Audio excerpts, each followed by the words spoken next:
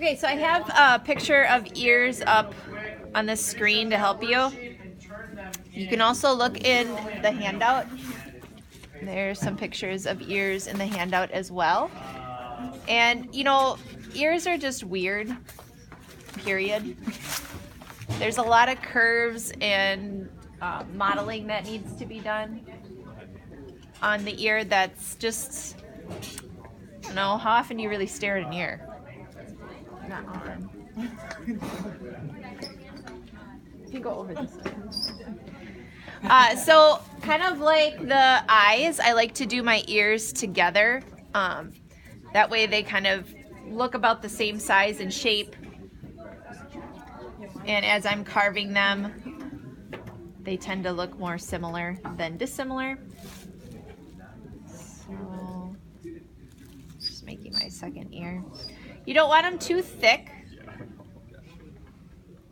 but you don't want them super thin either. If anything, you want to make them just a little on the thick side, because you're going to use a little bit of clay to borrow from the back of the ear and attach it to your head. As far as placement, your ear is going to be placed from your eye to your upper lip area, and it's in line with your jaw. So wherever your jaw comes up on the side, that's kind of where your earlobe is going to connect. And it should be maybe slightly higher than your eye, but not by much. So about like that. So I have kind of some marks to help me place that. Okay, so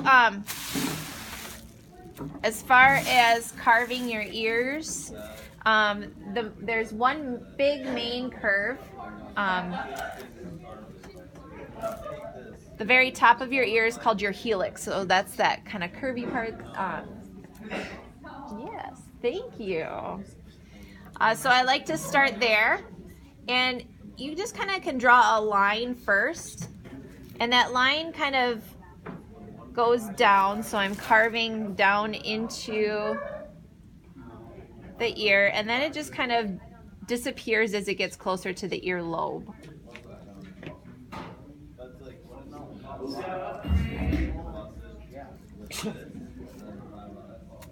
Then there is the anti-helix, which is kind of another kind of bump in your ear. Yeah.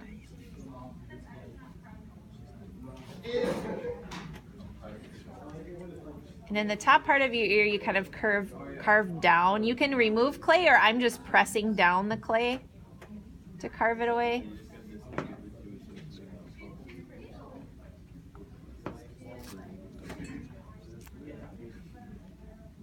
There's another little divot.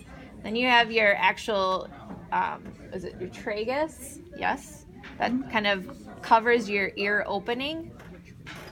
Your tragus, which is great, is like, because so many people get their ears pierced.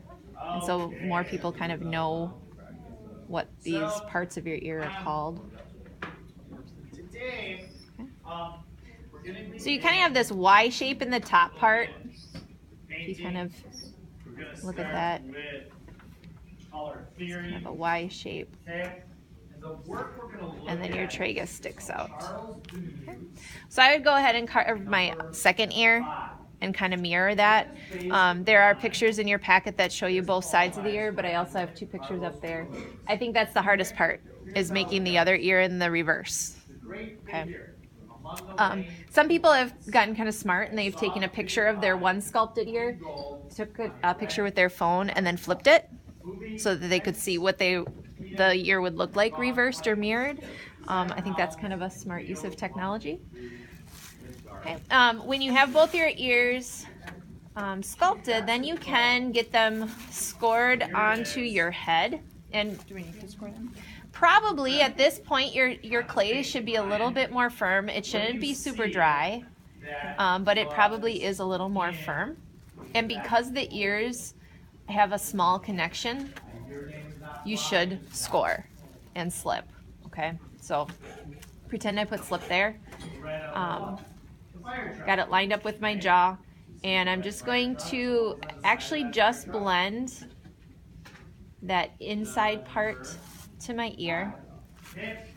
blend that to the cheek, and then I'm going to take a fettling knife or a modeling tool and borrow some of the clay from the ear from the back and attach that to the underneath part of the ear. No, don't think so.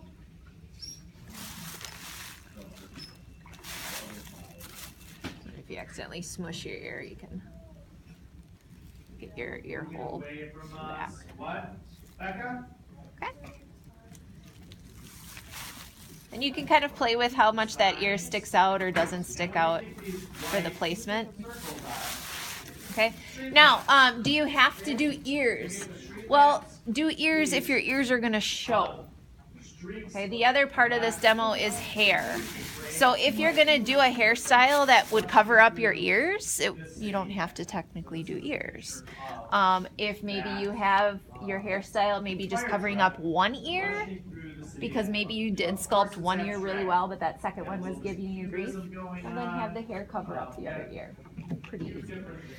As far as hair goes, what I want you to do is think of hair as a clump or a chunk of volume, not necessarily individual strands of hair.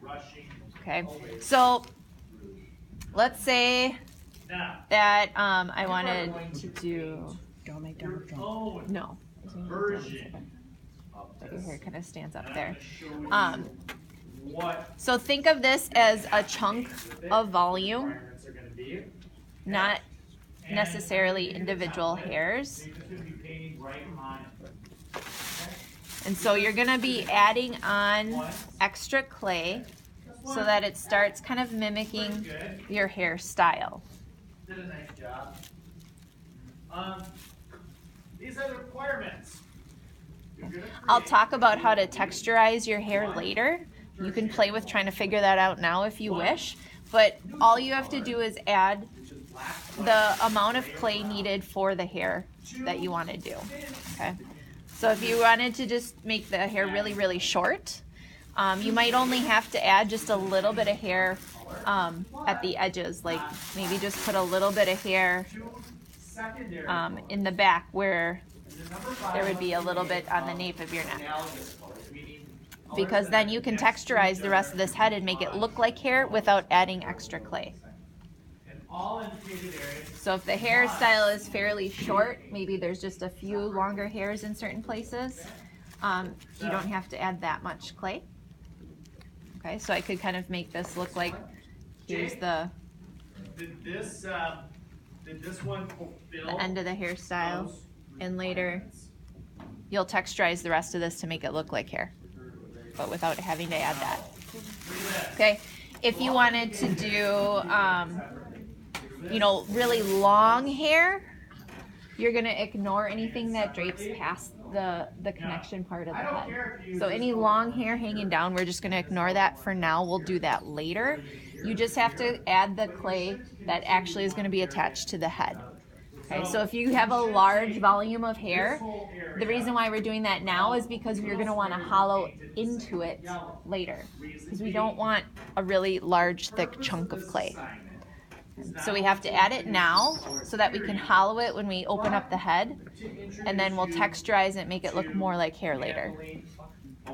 Okay? Any questions on that? All right. Good luck.